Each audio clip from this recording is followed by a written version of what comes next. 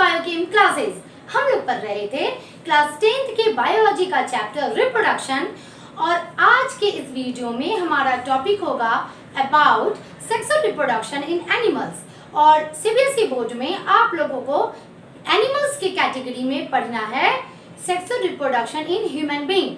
तो टॉपिक को शुरू करने के पहले मैं एक छोटी सी बात आप सभी को बोलना चाहती हूँ। मेरे इस वीडियो को सभी देख रहे हैं, स्टूडेंट्स भी देख रहे हैं, गार्जियंस भी देख रहे हैं, बहुत सारे टीचर्स भी देख रहे हैं। तो मैं सिर्फ आप सभी से ये बोलना चाहती हूँ कि बहुत सारे लोग, नॉट बहुत सारे, सिर्फ कुछ लोग, एक या दो लोग इस तरह के टॉपिक्स को गलत निगाह से देखते हैं। It is very bad habit. आप लोगों के सिलेबस में से डाला गया है, सीनियर क्लासेस में और भी डिटेल पढ़ना है।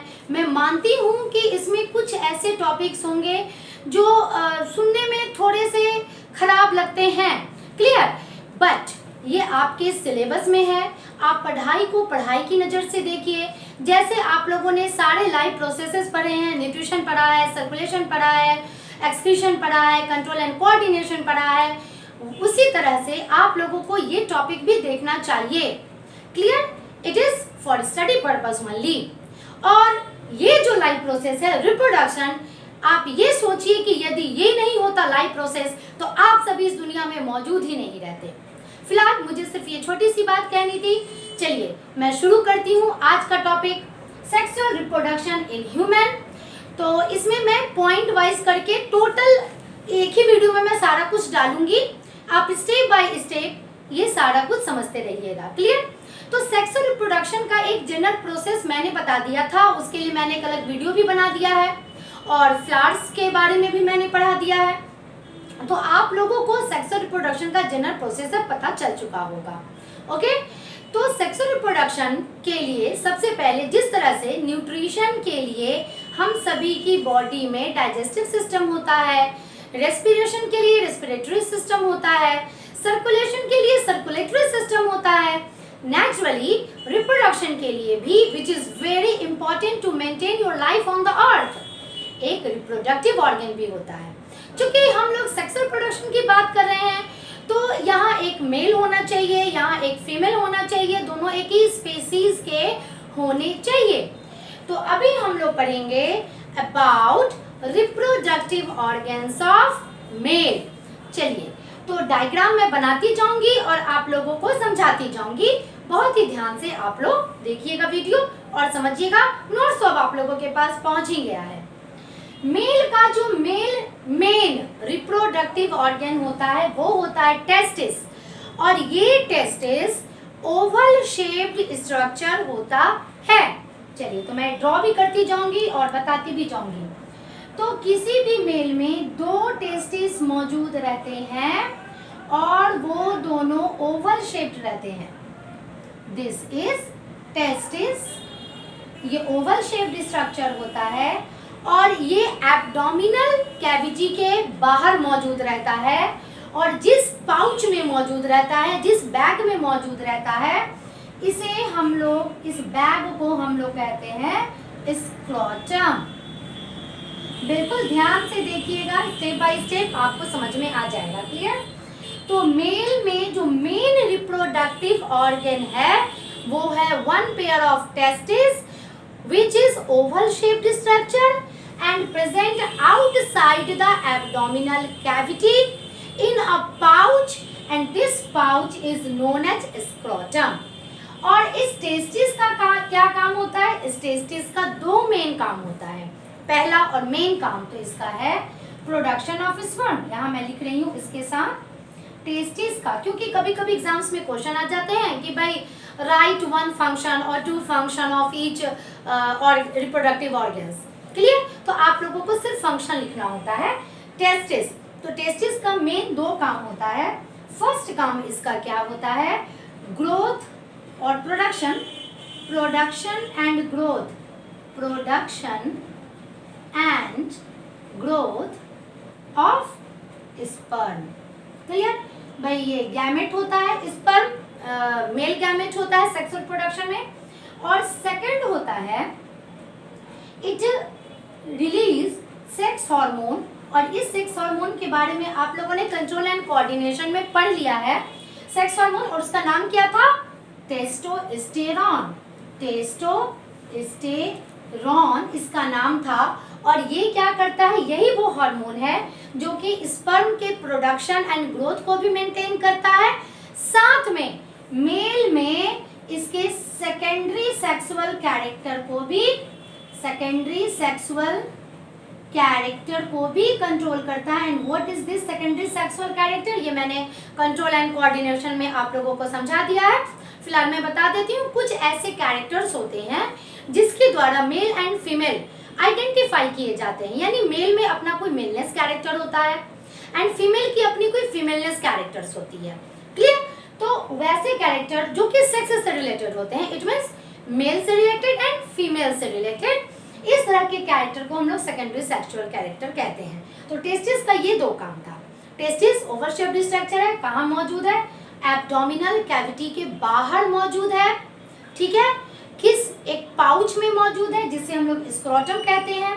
तो ये भी यहाँ पर क्वेश्चन आता है कि एब्डोमिनल कैविटी के बाहर क्यों है?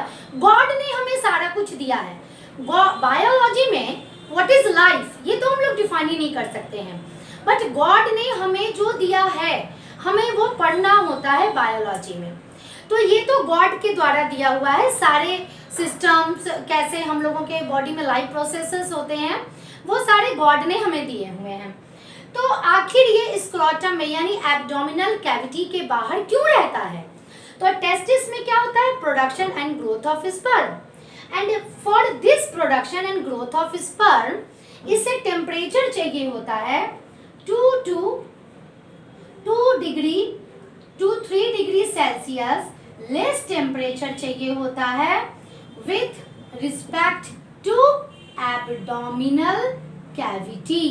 यानी एब्डोमिनल कैविटी, हमारे पेट के अंदर जितना भी टेम्परेचर होता है उससे 2 या 3 डिग्री सेल्सियस कम टेम्परेचर चाहिए होता है इस टेस्टिस को, क्योंकि हमारे बॉडी में बच्चों जो भी प्रोसेसेस होता है उसके लिए एक खास टेम्परेचर चाहिए होता है, तो इसे कम टेम्परेचर चाहिए होता है, इसलिए गॉड ने इसे एब्डोमिनल कैविटी के बाहर दिया।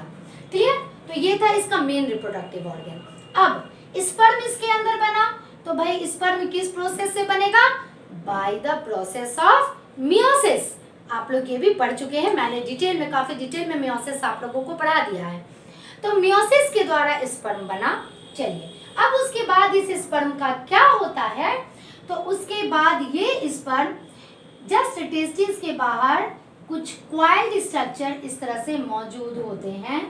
टेस्टिस के बाहर ये क्वाइल्ड स्ट्रक्चर मौजूद होता है और इस क्वाइल्ड स्ट्रक्चर को बोला जाता है एपिडाइडाइमिस। एपिडाइडाइमिस इस क्वाइल्ड स्ट्रक्चर को बोला जाता है और यहाँ स्टोर रहता है स्पर्म। ये स्पर्म को स्टोर करके रखता है। क्लियर? तो स्पर्म कहाँ बना? टेस्टिस के अंदर बना, फिर वहां से ये कहाँ चला गया? एपिडाइडाइमिस में, वहां जाकर स्टोर हो गया। उसके बाद एक आप लोग एक्सक्रीटरी सिस्टम तो आप लोगों को याद होगा ही। तो this is urinary bladder. This is urinary bladder. मैं यहाँ लिख भी दे रही हूँ, यूरिनरी ब्लैडर। मैं पूरा डायग्राम नहीं बना रही हूँ, अच्छे से डायग्राम आप लोगों का नोट्स में भी दिया हुआ है, बुक्स में भी दिया हुआ है। And what it should be, this is urethra. ये हमारा एक्सक्रीटरी ऑर्गन था ना। स्पर्म टेस्टिस में बना, एपिडाइडाइमिस में स्टोर हुआ। स्टोर होने के बाद ये एक ट्यूब के द्वारा आकर इस जगह पर, जहां यानी उस जगह पर गया जहां दोनों साइड से उस जगह पे जाता है जहां से यूरिनरी ब्लैडर से यूरेथ्रा निकलता है और यहाँ ये जाकर यूरेथ्रा के पास कनेक्ट हो जाता है, ज्वाइन हो जाता है। क्लियर? ये जो ट्यूब है इसका नाम होता है वास डेफरेंस। ये जो ट्यूब है दोनों साइड, इसका नाम है वास डिफरेंस। तो स्पर्म पहले बना टेस्टिस के अंदर, वहां एपिडाइडाइमिस में जाकर स्टोर हुआ और फिर वास डिफरेंस के द्वारा आकर वो यूरेथ्रा से कनेक्ट हो गया। यही इसका बेसिक स्ट्रक्चर होता है। अब दो ग्लैंड मेन आप लोगों को जो 10th में पढ़ने, मैं सिर्फ 10th के हिसाब से पढ़ा रही हूँ अभी। दो ग्लैंड खुलते हैं इस वास डिफरेंस के में। एक होता है one pair of seminal vesicle, this is seminal vesicle, ये दोनों साइड खुलता है, दो ग्लैंड होते हैं, ठीक है। और एक होता है प्रोस्टेट ग्लैंड, वो इस जगह पर मौजूद रहता है, यानी जहां यूरेथ्रा और ये वास डिफरेंस दोनों, ये मैं कलर कर देती हूँ ताकि आप लोगों को अच्छे से दिखे, ठीक है। तो ये यहाँ पर एक ग्लैंड होता है और इसका नाम होता है प्रोस्टेट ग्लैंड, दिस वन, ये एक होता है। और सेमिनल वेसिकल दो ग्लैंड होते हैं। तो आखिर इन दोनों ग्लैंड का क्या काम है मैं बताती हूँ। ये दोनों ग्लैंड में से कुछ, अब भाई ग्लैंड है तो नेचुरली कुछ ना कुछ जूस या कुछ ना कुछ केमिकल्स, कोई ना कोई केमिकल्स रिलीज होंगे ही। तो इन दोनों से, सेमिनल वेसिकल से एंड प्रोस्टेट ग्लैंड से जो भी केमिकल्स निकलते हैं, जो भी जूस निकलता है, वो स्पर्म को न्यूट्रिएंट्स प्रोवाइड कराता है, उसे वायबल रखता है, यानी उसे जिंदा रखता है, और उसमें स्मूथनेस प्रोवाइड कराता है। इट मींस स्पर्म उसमें आसानी से फ्लो कर सके। और ये जो मिक्सचर होता है, यानी what is it, mixture of secretion of seminal vesicle, secretion of prostate gland and sperm, ये जो तीनों का मिक्सचर होता है, इसे एक खास टर्म बोला जाता है जो होता है SEMEN, सेमेन। इस मिक्सचर का नाम है सेमेन, क्लियर। यानी कि इसके यूरेथ्रा से जो लिक्विड आएगा उसे हम लोग सेमेन कहेंगे, उसमें सेमिनल वेसिकल, उसमें प्रोस्टेट ग्लैंड का सिक्रीशन और स्पर्म, ये तीनों मौजूद रहते हैं। लास्ट ये हमारा यूरेथ्रा है, और ये हम लोग एक्सक्रीटरी ऑर्गन में पढ़ चुके हैं कि मेल में यूरेथ्रा थोड़ा सा लॉन्ग होता है विद रिस्पेक्ट टू फीमेल्स, और ये हाईली मस्कुलर होता है। तो ये हाईली मस्कुलर होता है, तो इसके इस हाईली मस्कुलर स्ट्रक्चर को this, just like that, this, ये हाईली मस्कुलर स्ट्रक्चर होता है, और इस मस्कुलर स्ट्रक्चर को हम लोग बोलते हैं पेनिस। तो आई थिंक आप लोगों का ये पूरा मेल रिप्रोडक्टिव ऑर्गन आप लोगों का क्लियर हो गया होगा, क्लियर। अब हम लोग पढ़ेंगे अबाउट फीमेल रिप्रोडक्टिव ऑर्गन। ये भी मैं डायग्राम बना के आप लोगों को बताऊंगी, इसे पढ़ाऊंगी। फीमेल्स में जो रिप्रोडक्टिव ऑर्गन्स होते हैं, वो मेन रिप्रोडक्टिव ऑर्गन होता है ओवरी, क्लियर। तो उसके लिए पहले मैं डायग्राम ड्रॉ ही कर लेती हूँ आप लोगों के सामने।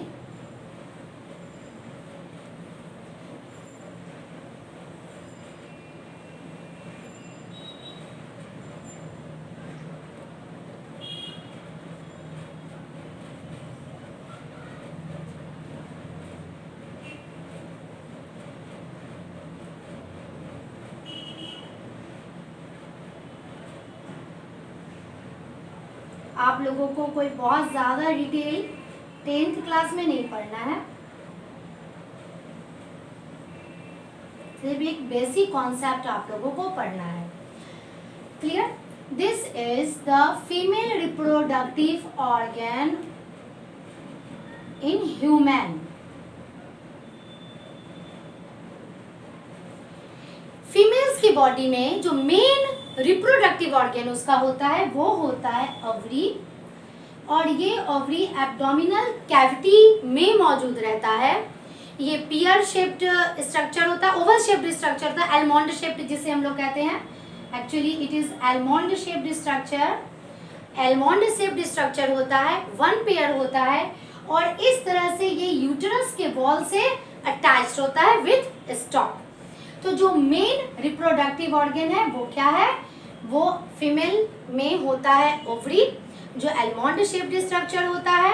इसका काम क्या होता है, तो यहाँ पर भी जिस तरह से टेस्टिस का काम होता था मेल में, यहाँ पर क्या होता है, इसमें ग्रोथ होता है।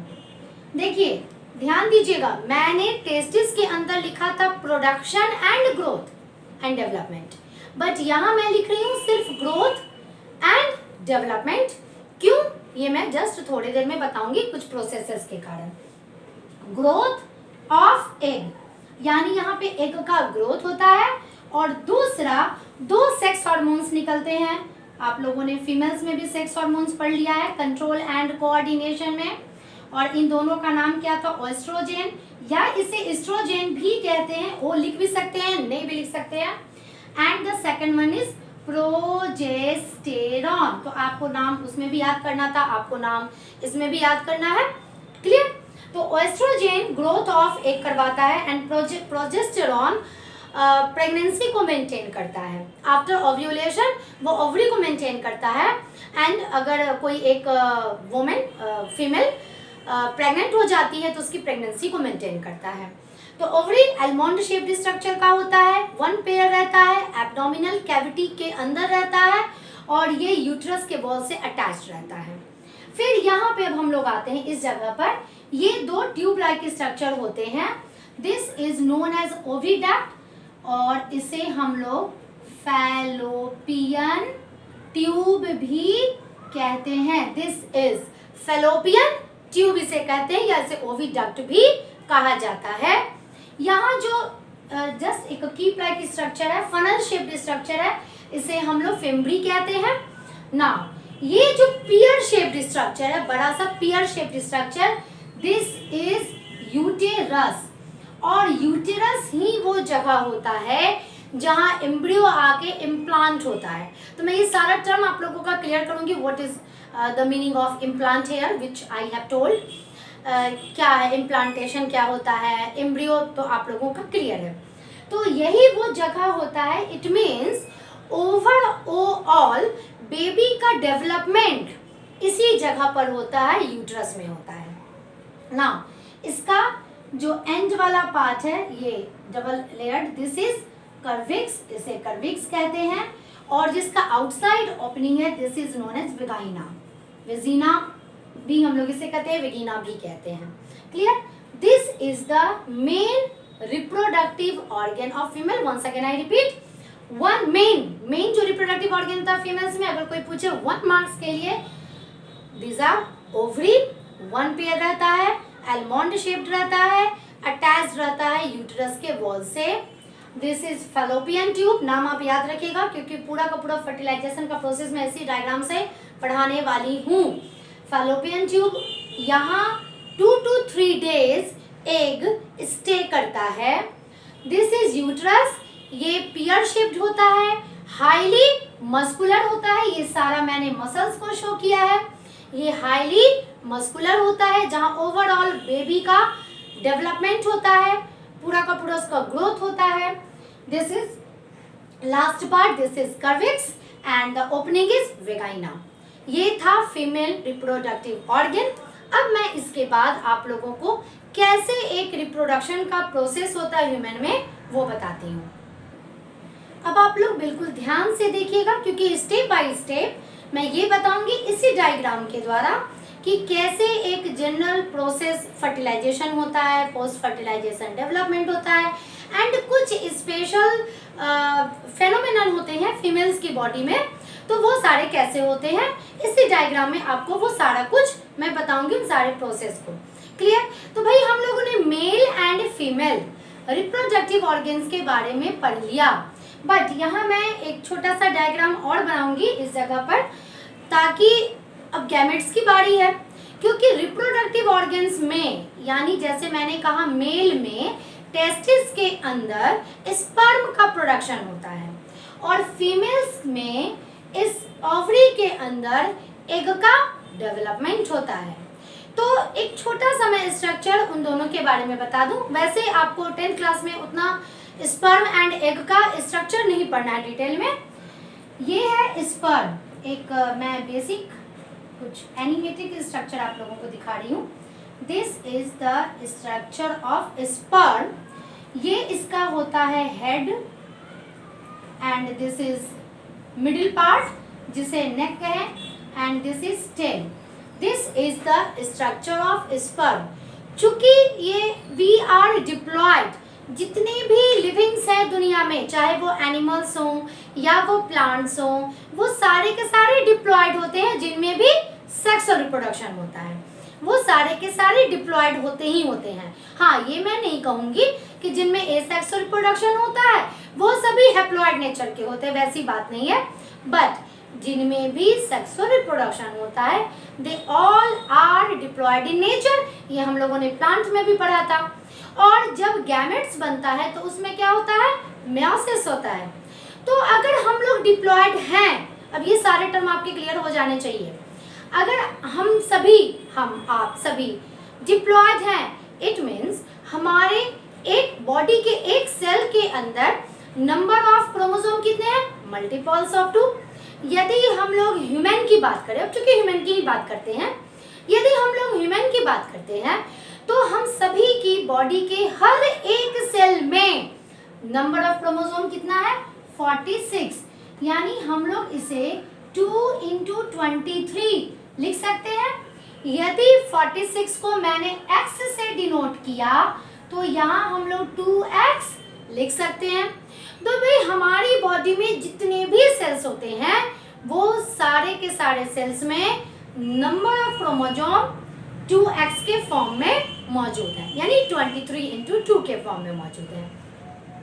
जब मियोसिस हुआ और जब टेस्टिस में उस सेल से बना स्पर्म या फीमेल्स में ओवरी में किसी एक पार्टिकुलर सेल से बना एग, तो उस समय स्पर्म में एक्स क्रोमोसोम आ गए और this is the structure of egg. यहाँ भी एक्स क्रोमोसोम आ गए। This is the structure of egg. Egg बिल्कुल एक ओवल शेप्ड का होता है, थोड़ा बड़ा साइज का होता है और वो स्फेरिकल शेप का होता है, जस्ट लाइक अ सेल। लेकिन अंतर क्या है एक जनरल सेल में और एक गैमेट में? अंतर यही है कि जनरल सेल में नंबर ऑफ क्रोमोसोम आपके 2x है, ये किसी में भी, एनिमल्स हो या प्लांट्स हो, कोई भी हो, 2x के फॉर्म में है, जैसे हम लोग में 46, बट यहाँ पर ये x के फॉर्म में है। इट मीन्स स्पर्म में भी 23 क्रोमोसोम एंड एग में भी 23 क्रोमोसोम। क्लियर? ये तो मैं बहुत दिनों से पढ़ाती आ रही हूँ डीएनए के बारे में, जीन के बारे में, मियोसिस के बारे में, माइटोसिस के बारे में, क्योंकि these are the basic concept for understanding reproduction and heredity and evolution. ना तो ये अब आप लोग का क्लियर हो गया, एक मैंने बेसिक स्ट्रक्चर दिया। फिलहाल प्रोसेस में इसकी कोई ज़रूरत नहीं है। अब देखिए होता क्या है, बिल्कुल ध्यान से सुनिएगा, मैं स्टेप बाय स्टेप सारा कुछ क्लियर करती जाऊंगी। आप लोगों ने 8th क्लास में भी पढ़ा था कि मेल एंड फीमेल यानी बॉय और गर्ल, ये दोनों बचपन से देखने में बिल्कुल एक जैसे लगते हैं, बट एक सर्टेन एज आता है, यानी कि जिस एज को हम लोग कहते हैं प्यूबर्टी। क्लियर? तो जब ये एज आता है, this is known as puberty. तो इस एज में क्या होता है, दे बिकम सेक्सुअली मैच्योर, यानी प्यूबर्टी के एज में लड़का हो या लड़की ये हो जाते हैं सेक्सुअली मैच्योर। इट मीन्स इनमें जो सेक्स हार्मोन है, यानी मेल में टेस्टोस्टेरोन एंड फीमेल्स में एस्ट्रोजन, इनका सिक्रीशन होना शुरू हो जाता है। तो बॉडी में बहुत सारे चेंजेस आने शुरू हो जाते हैं, हमारी मेंटालिटी चेंज कर जाती है और बहुत सारे चेंजेस आने लगते हैं। ठीक है, तो ये सारे चेंजेस मैंने नोट्स में डाल दिए हैं। जैसे लड़कों के बियर्ड्स एंड मॉस्टेच आ जाते हैं, उनका जो चेस्ट है हाईली मस्कुलर एंड बहुत सारे चेंजेस आते हैं फीमेल्स में भी एंड मेल्स में भी। क्लियर? तो उस एज को कहते हैं प्यूबर्टी। यहाँ पे सिर्फ आपको इस टर्म को ध्यान देना, प्यूबर्टी। एंड फीमेल्स में वो प्यूबर्टी का जो एज है वो है 10 to 12 ईयर्स फीमेल में एंड 13 to 14 ईयर्स ये मेल में। तो ये प्यूबर्टी के बारे में आप लोग जानिए। किसी भी ह्यूमन का वो age when they become sexually mature either in female और इन मेल, इस एज को कहते हैं प्यूबर्टी। और ये 10 to 12 ईयर्स फीमेल्स में एंड 13 to 14 ईयर्स मेल में होता है, यानी इस एज पर आके वो लोग प्यूबर्टी के एज में आते हैं। क्लियर? बट मैंने ये बात पहले भी कहा था, मैं अभी भी कह रही हूँ कि बायोलॉजी में जो भी डाटा होता है वो एकदम फिजिक्स एंड केमिस्ट्री की तरफ फिक्स नहीं होता। उसमें वेरिएशंस होते हैं क्योंकि it is a natural phenomenon. यदि यहाँ मैंने 10 to 12 लिया है, it means not all the females are become sexually mature at 10 to 12 years. उनका एज वेरिएशंस होता है। अगर मैंने ये कहा है कोई मेल, कोई लड़का है, वो 13 to 14 ईयर्स में सेक्सुअली मैच्योर हो रहा है, तो वो एज भी फिक्स नहीं है, बट एक एवरेज लिया जाता है और हम लोगों को उसी एवरेज को पढ़ना पड़ता है। तो अब आप लोग का ये प्यूबर्टी भी क्लियर हो गया होगा ना। प्यूबर्टी के एज आते ही एक मेल के टेस्टिस में स्पर्म का प्रोडक्शन होना शुरू हो जाता है एंड फीमेल्स के ओवरी में एग का मैच्योरेशन होना शुरू हो जाता है। यहाँ दोनों बातें थोड़ी अलग हैं। फीमेल, जब भी कोई एक फीमेल, एक गर्ल पैदा लेती है तो उसमें बाय बर्थ उसके ओवरी में मिलियंस एंड बिलियंस एग मौजूद रहते हैं by birth, clear. But as a female enter the age of puberty, eggs start to mature. Eggs जो पहले से मौजूद हैं बाय बर्थ, उसकी बॉडी में मौजूद हैं, उसके ओवरी में मौजूद हैं, वो मैच्योर होना शुरू हो जाते हैं। और मेल की बॉडी में पहले से कोई स्पर्म मौजूद नहीं रहता है। वो प्यूबर्टी के एज में आने के बाद वो क्या होते हैं, सिर्फ मैच्योर होना, नॉट में उनका प्रोडक्शन होना शुरू हो जाता है और फिर दे बिकम सेक्सुअली मैच्योर। तो ये प्यूबर्टी आप लोगों का क्लियर हो गया ना। आखिर क्या होता है प्रोसेस, हम लोगों ने गैमेट के बारे में भी जान लिया। तो आखिर ये प्रोसेस नेक्स्ट क्या है, फर्टिलाइजेशन। फर्टिलाइजेशन में क्या होता है, by a special type of process which is known as copulation. Mating के द्वारा एक बार में मिलियंस एंड बिलियंस स्पर्म कहाँ जाते हैं, वेगिना से होते हुए, यूटेरस से होते हुए चले आते हैं फैलोपियन ट्यूब में। पहला आप स्टेप बाय एकदम ध्यान से सुनिए, आपका सारा टॉपिक क्लियर हो जाएगा, एग्जाम के लिए आप लोग तैयार हो जाएंगे। ठीक है, हम लोगों को क्या पढ़ना है भाई, फर्टिलाइजेशन। अगला टॉपिक तो हमारा यही है। मैं कुछ का डेफिनेशन नहीं लिखवा रही हूँ क्योंकि सारे डेफिनेशंस मैंने नोट्स में डाल दिए अपने ना। फर्टिलाइजेशन कैसा होता है, by a special process which is known as mating. Mating के द्वारा मिलियंस एंड बिलियंस स्पर्म एक बार में चले आते हैं यूट्रस से होते हुए फैलोपियन ट्यूब में। और उसके पहले क्या होता है, जैसे ही प्यूबर्टी के एज में आती है फीमेल, तो ये मैं डिटेल में अभी जस्ट थोड़ी देर में बताऊंगी। प्यूबर्टी के एज में जैसे ही फीमेल आती है तो एग लेट अस सपोज यहाँ एग मैच्योर हुआ और एग आकर यहाँ रिलीज हुआ। तो ओवरी से जो एग रिलीज होता है, this process is known as ovulation.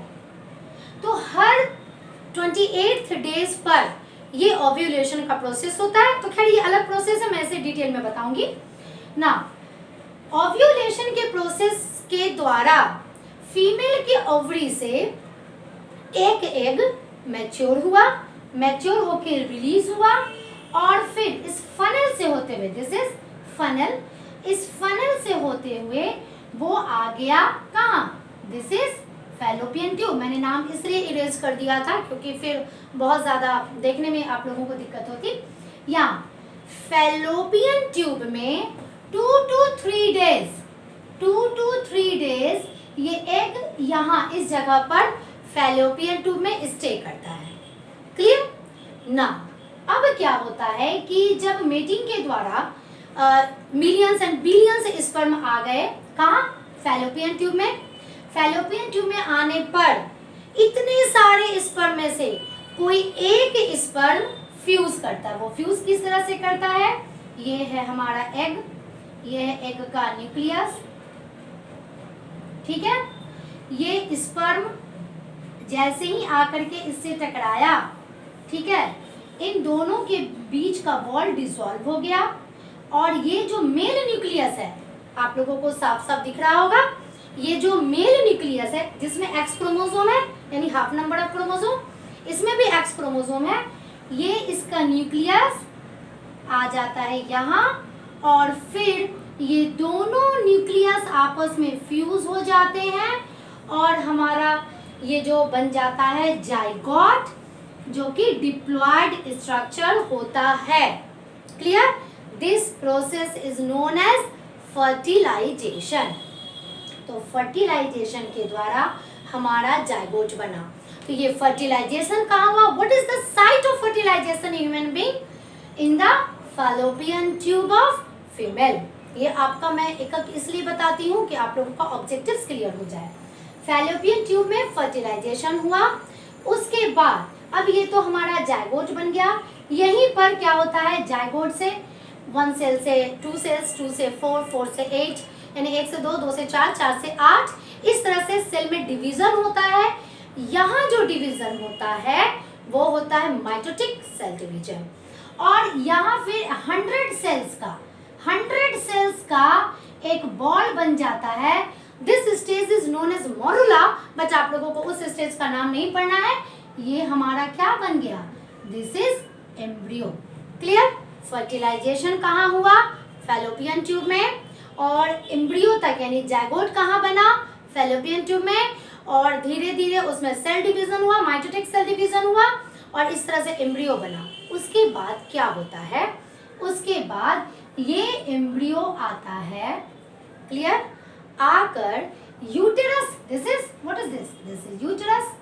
Uterus highly muscular structure होता है, पूरे बेबी का ग्रोथ एंड डेवलपमेंट वहीं होता है।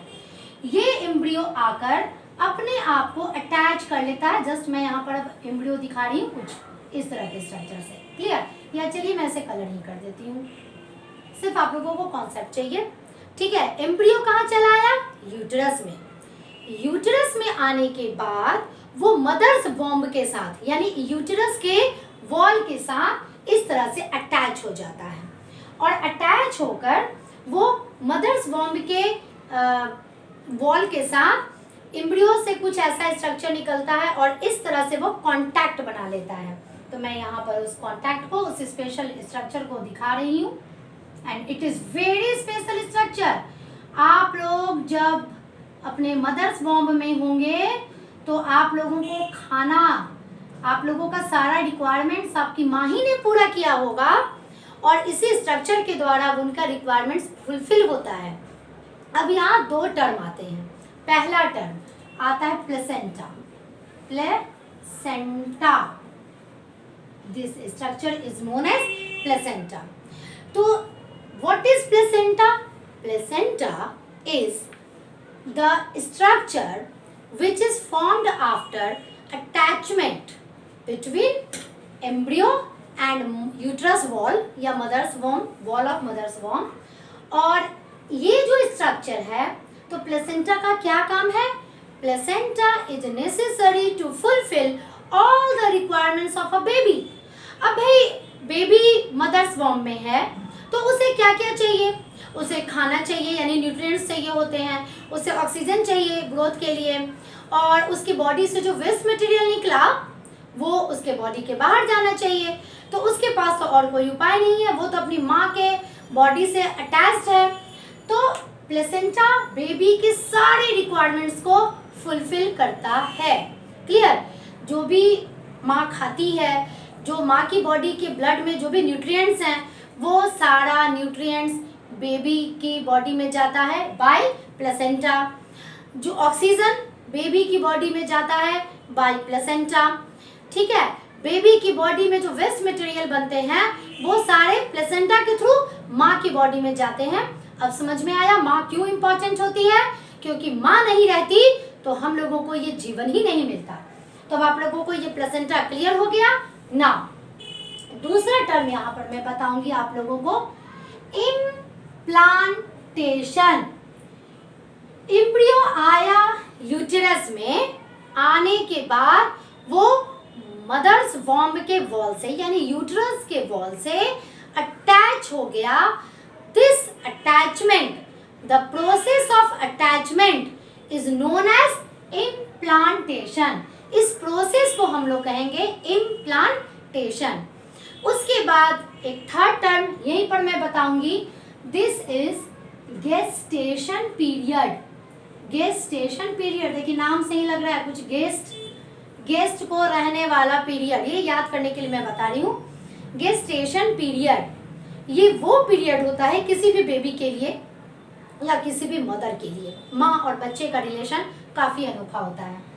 तो गेस्टेशन पीरियड यानी फर्टिलाइजेशन से बर्थ तक, क्योंकि पूरे बेबी का डेवलपमेंट इसी जगह पर होता है। यहाँ बेबी एक मेम्ब्रेन से घिरा रहता है जिसे कहते हैं एमनियोटिक मेम्ब्रेन, और इसके अंदर लिक्विड भरा रहता है जिसे कहते हैं एमनियोटिक फ्लूइड, और बेबी जो भी कुछ उसे रिक्वायरमेंट्स होता है ग्रोथ के लिए वो एमनियोटिक फ्लूइड से ही वो लेता है।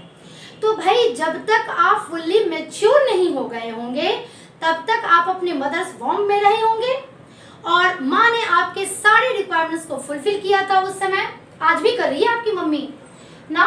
तो ये जो पूरा का पूरा पीरियड होता है, इट मीन्स पूरा प्रेगनेंसी ऑफ अ वुमेन वो जो होता है यानी कि फर्टिलाइजेशन से लेकर के इस बेबी के बर्थ तक का जो पीरियड होता है, this period is known as gestation period.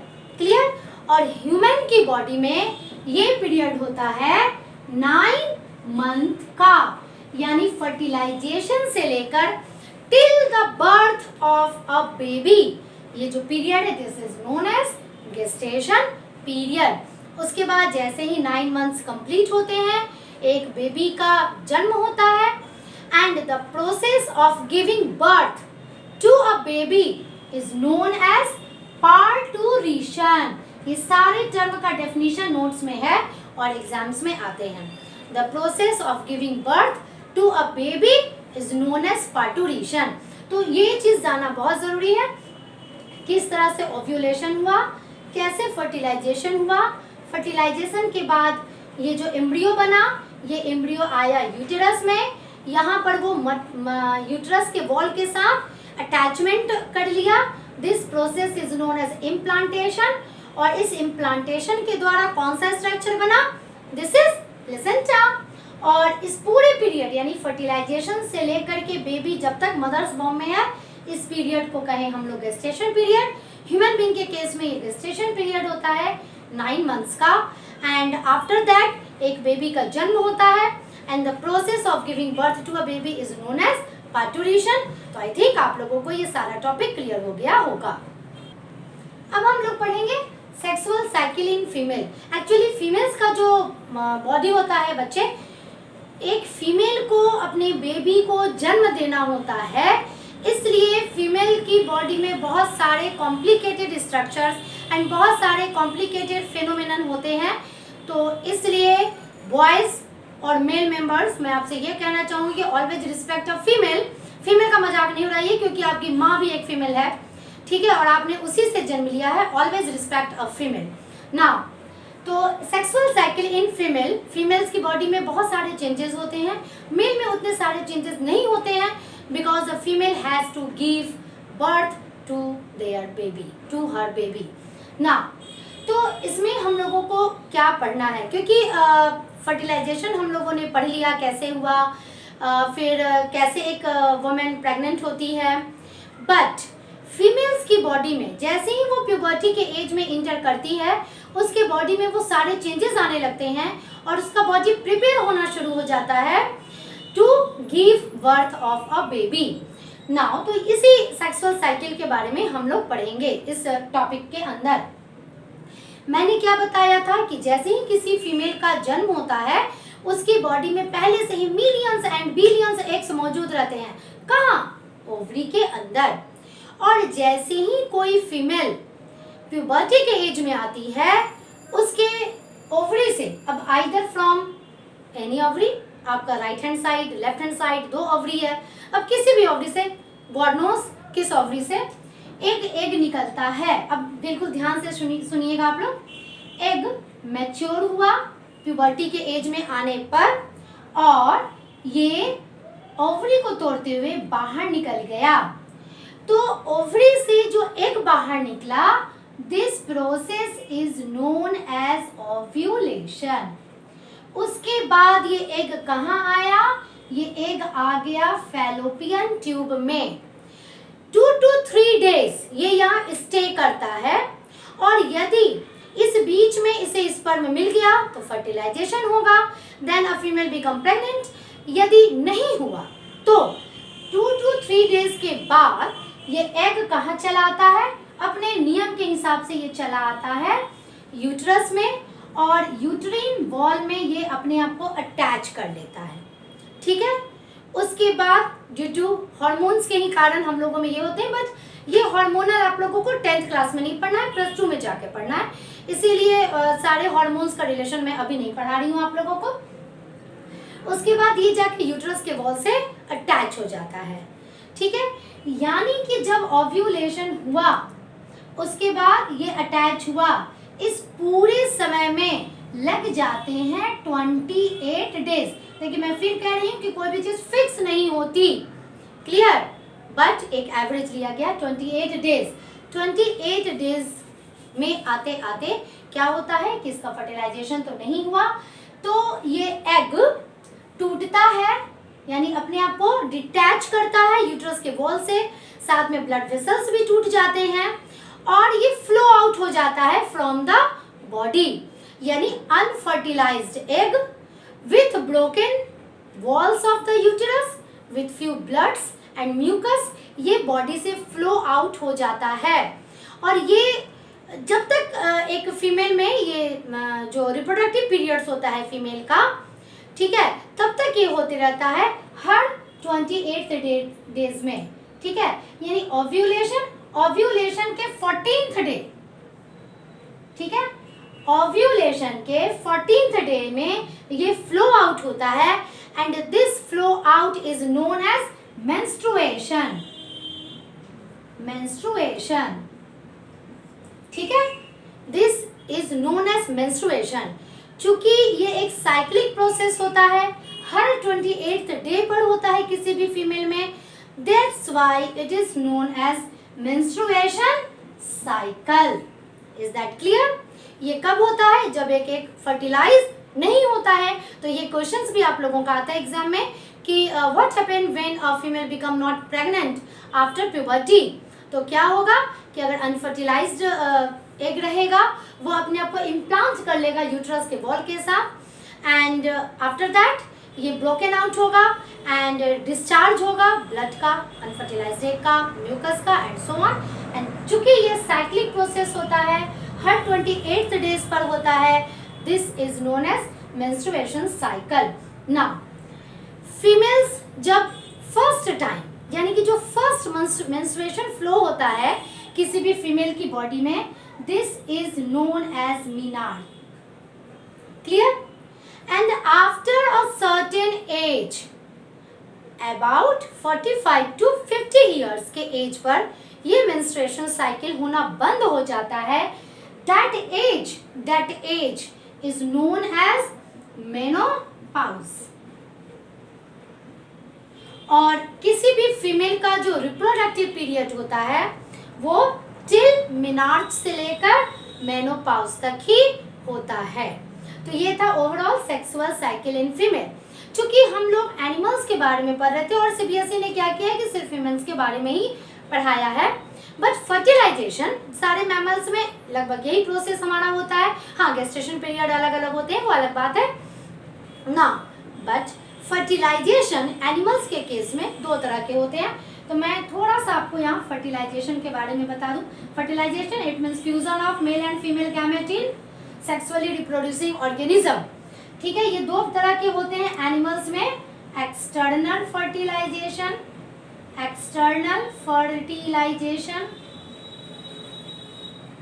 And internal fertilization. Clear?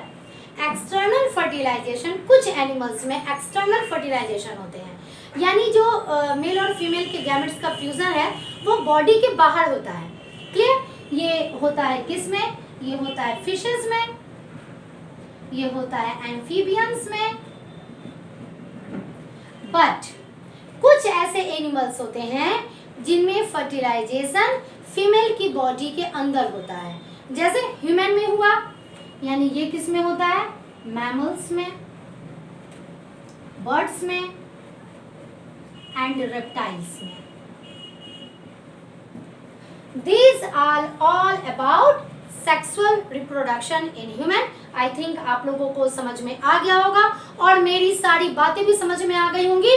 मैं लास्ट में फिर कहना चाहूंगी, रिस्पेक्ट अ वुमेन, क्योंकि माँ ने ही आपको जन्म दिया है और कोई ना कोई लड़की कहीं ना कहीं माँ ही होती है। बाय द वे, भाषण बहुत हो गया, ठीक है। आज की इस वीडियो में इतना ही। नेक्स्ट वीडियो में मैं मिलती हूँ नेक्स्ट टॉपिक के साथ, इसी चैप्टर के नेक्स्ट टॉपिक के साथ। Till then, bye.